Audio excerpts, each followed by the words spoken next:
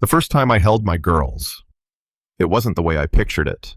I was still in the hospital bed, exhausted, sweating three little newborns tucked against my chest, and the man I'd been married to for 5 years was stuffing his clothes into a duffel bag like the room was on fire. The smell of antiseptic was thick in the air, but it couldn't cover the stench of what was happening, my husband walking out on us before our daughters were even a day old. "3 girls, Lena," he said, not even looking me in the eye. "Do you know what people are saying?" His voice cracked, but not from love, from frustration, from shame. "They're saying it's bad luck, that nothing good comes from triplet girls." I tightened my arms around them.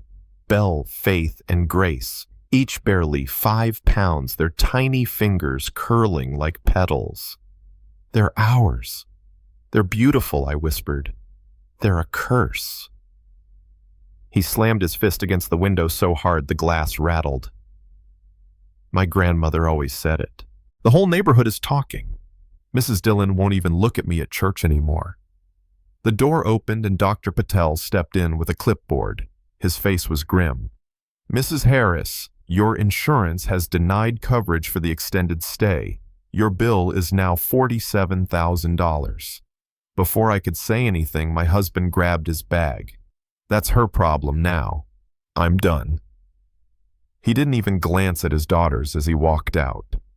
My voice cracked calling his name, but the sound of his footsteps just got smaller and smaller, until they were gone. By the next morning, I was being told I had to leave no money, no family showing up, no idea where I'd go with 3 tiny babies. 3 months later, I was living in a 1-room apartment so small I could touch both walls if I stretched my arms out. The paint was peeling, the heater was broken, and at 2 in the morning, I'd be bouncing Grace on my knee while Belle and Faith screamed in their makeshift cribs. I was working 3 jobs, scrubbing offices, flipping burgers, doing laundry for neighbors just to keep diapers in the house. The day the landlord knocked, my stomach dropped. "Lena," he said, "you've got until Sunday to move out." I begged. I promised. He just shook his head and walked away. The next morning, I loaded my babies into a second-hand stroller and pushed them through the cold to my cleaning shift at Preston Tower, the tallest building downtown. My babysitter had called in sick and I had no one else. I thought the executive floors would be empty that early. But the crying started halfway through cleaning the big conference room. 1 baby, then 2, then all 3, loud enough to echo off the glass walls. "What's going on here?" a deep voice said behind me. I turned and froze. Tall, maybe early 40s in a charcoal suit that probably cost more than my rent. His hair was streaked with silver, his eyes sharp, but kind. "I'm so sorry, sir," I blurted. "I'll get them out right now." But instead of anger, he stepped closer. "Triplets." I nodded, fumbling with my supplies. "What are their names?" "Belle, Faith, and Grace." A slow smile crossed his face. "Beautiful names for beautiful girls." He crouched next to the stroller, and miracle of miracles, the crying stopped. They just stared at him, curious. "I'm Daniel Preston," he said, standing up.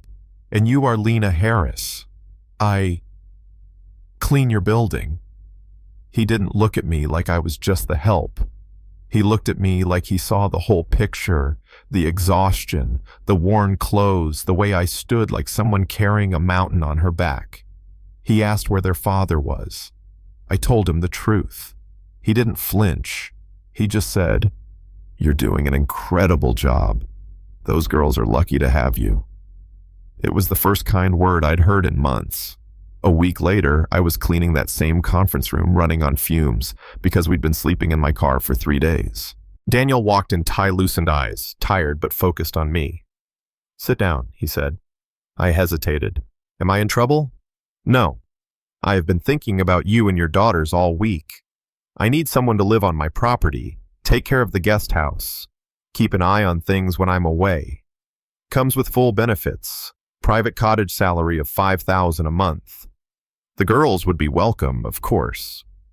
I stared at him. Offers like that don't just happen to women like me. "Why me?" I asked. Because I believe in second chances. Because those babies deserve stability. Because you've been carrying the world on your shoulders, and you haven't dropped it yet. It took me all of 30 seconds to say yes. The cottage was like something out of a dream. 2 bedrooms, a kitchen stocked with groceries, a nursery with 3 matching cribs and mobiles that spun slowly over soft blankets. Daniel's housekeeper, Rosa, just smiled and said, "Every child deserves to feel wanted." For the first time in months, I slept in a real bed while my girls slept peacefully in theirs. Daniel started stopping by in the mornings, coffee in hand, pretending he was just checking in while Belle babbled at him, and Faith tried to grab his tie. He came with us to the park, sat on the floor to build block towers, learned which bottle temperature Grace preferred. I told myself he was just being kind. But kindness, like that, it starts to change you. Then came the ugliness. At the pediatrician's office, a woman I used to rent from made a point of saying loud enough for everyone to hear, "Must be nice finding a rich man to fix your mistakes." The word stung, but worse was seeing heads nodding. A week later, a local gossip site ran a headline, "Billionaire's charity case." Photos of us at the grocery store in the park.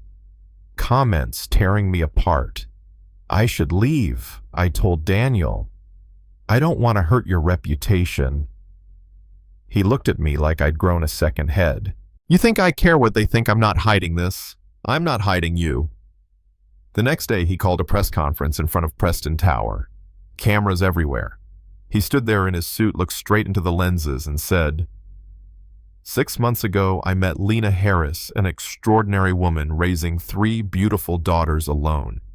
I offered her a job because I saw her strength, her work ethic, her love for her children. I am proud to say, I love her and her daughters deeply. Anyone who has a problem with my family is welcome to take their business elsewhere." That was the moment I knew he wasn't going anywhere.